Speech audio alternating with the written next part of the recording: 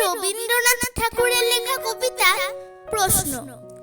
মা গো, আমায় ছুটি দিতে বল, সকাল থেকে পড়েছি যে মেলা। এখন আমি তোমার ঘরে বসে করব শুধু পড়া পড়া খেলা। তুমি বলছো দুপুর এখন সবে, না হয় যেন সত্যি হলো তাই। একদিনও কি দুপুর বেলা হলে বিকেল হলো মনে করতে নাই?